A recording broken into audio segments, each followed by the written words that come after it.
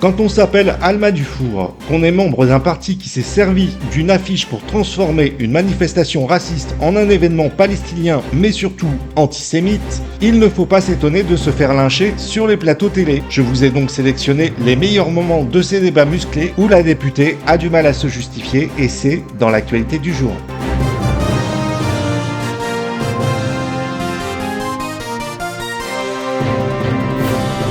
La manifestation soi-disant raciste est passée. En plus d'avoir provoqué un tollé, nous avons vu ce samedi le visage de la haine anti-juive où la Palestine n'avait pas sa place. Une entourloupe de la France insoumise qui s'est servi de cet événement pour relancer le mouvement palestinien. Alors oui, ceux qui traitent une partie de la France, une grosse partie même, ainsi que l'extrême droite de fachos, de racistes à longueur de journée, nous a démontré que le parti de la discrimination était bel et bien dans la rue ce samedi 22 mars. Alma Dufour, invitée sur BFM TV, se fera lyncher sur le plateau par 5 journalistes. Alors, on regarde. C'était un peu une manifestation contre le racisme et vous en faites une manifestation contre le gouvernement, contre certains membres du gouvernement, contre ceux qui sont pas comme vous finalement. La manif a été totalement pourrie par la France insoumise. Du drame, du scandale de cette affiche. Des excuses peut-être. La manifestation elle a été pourrie par cette affiche. Pourquoi en gros vous vous êtes pas excusé parce que cette affiche clairement elle apparaît antisémite. Vous êtes d'accord sur le fait qu'on peut dire c'est une erreur, on l'aime pas, mais on s'excuse. Ça paraît un procédé assez normal.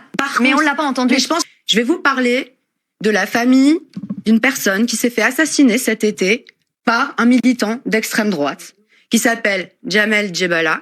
Donc Ben Djebala, pardon, personne n'en a parlé. Depuis cet été, il s'est fait rouler dessus. Il avait dénoncé aux policiers pendant 3 mois. Alma Dufour, je veux bien, mais là on est venu parler de la journée contre le racisme et on est venu parler du fait qu'elle avait été polluée par cette affiche et Jean-Luc Mélenchon qui est votre leader donc qui vous représente n'a pas reconnu la faute, ne s'est pas excusé. Mais c'est bien des excuses qu'on attendait. On peut se tromper mais on peut s'excuser. Depuis que je suis arrivée sur ce plateau, vous me parlez de cette affiche qu'on a retirée. Personne ne parle du phénomène qui est un vrai phénomène et si je vous dis que cette manifestation a fait du bien à tant de jeunes, c'est parce que aujourd'hui les gens souffrent de ce climat. Non mais vous, pardon, on va parler de... Le problème, Alma Dufour, c'est que si on ne parle pas du reste, c'est de votre faute. Cette affiche n'est que la énième occurrence d'un faisceau d'indices concordants qui s'accumulent. À chaque fois, il y a des excuses un peu du bout des lèvres. Ce que nous avons vécu aujourd'hui sur la scène politique, c'est tout à fait autre chose. On a simplement mis la haine, on a oublié de mettre la haine en quarantaine. Mais quelle haine ? On sort d'une journée où, soi-disant, on essaye de rassembler, et le tweet de Jean-Luc Mélenchon, c'est « Contre les diviseurs et les semeurs de haine ». SOS Racisme, qui est quand même une organisation reconnue, regrette que Jean-Luc Mélenchon, je cite, mette un point d'honneur à n'exprimer aucune parole d'empathie à l'égard des Juifs. C'est-à-dire que vous créez une fracture dans un mouvement qui devrait être uni. Mais qu'est-ce qui se passe à l'Assemblée nationale ?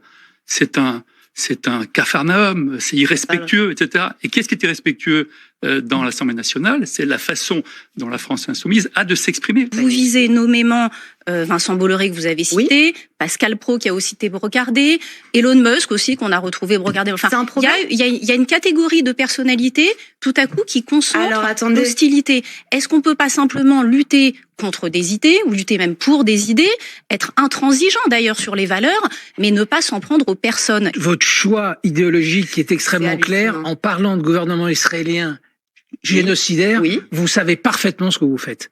Et c'est très clairement dans le but de faire passer les Israéliens pour les nouveaux nazis. Qu'on a l'impression que vous avez une indignation à géométrie variable. Là, dans la manifestation, il y avait beaucoup de soutien à Gaza, beaucoup de drapeaux palestiniens, beaucoup de pancartes où on lit « islamophobie d'État ». Mais on a l'impression que votre indignation, elle est concentrée toujours du même côté.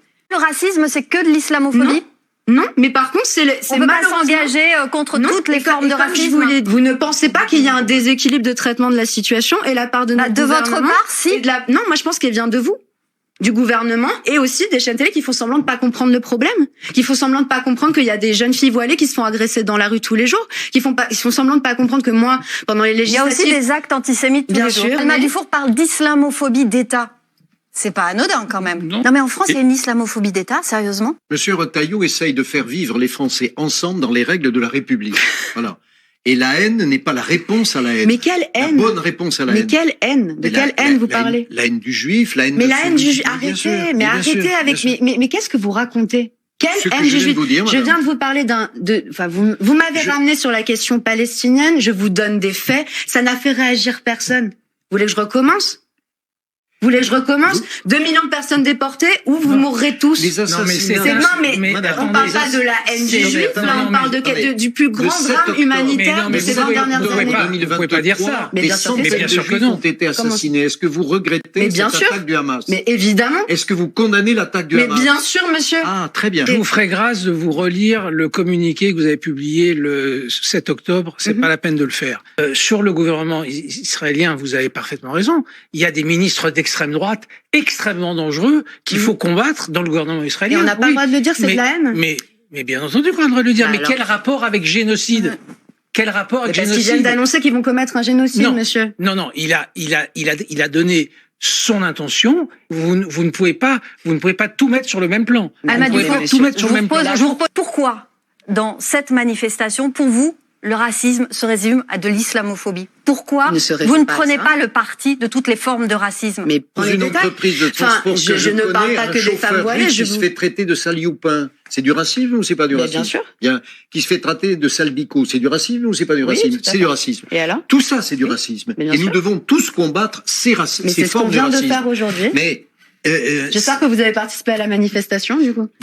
Eh bien, on va en rester là. Nous avons assisté à un lâchage médiatique, mais mérité. Alma Dufour se défend tant qu'elle peut en se raccrochant à la communauté musulmane. Une instrumentalisation de plus mettant sur le même tableau les musulmans et l'antisémitisme. Un procès fait à cette communauté qui risque de ne pas passer. Elle qui condamne le Hamas, ce qui n'est pas le cas de la majorité de son parti, qui s'enfonce un petit peu plus dans le mensonge et la propagande chaque jour. Alors, qui prend qui pour des imbéciles? Beaucoup de musulmans de France ne veulent surtout pas s'associer au parti de la honte et qui ne cesse de diviser le peuple dans une France en difficulté qui devrait être soudée. Un jeu plus que malsain de la France insoumise qui pourra toujours compter sur leurs bourreaux bien pensants qui ne se doutent pas qu'un jour, cet énorme piège se refermera sur eux. Allez les amis, je vous laisse donc maintenant sur cette très belle vidéo pour finir et je vous dis à très bientôt. Ciao. Ouais, c'est pas les immigrés, c'est pas les sans-papiers, c'est les fachos. Il faut virer. Ouais, c'est pas les immigrés, c'est pas les sans-papiers, c'est les fachos.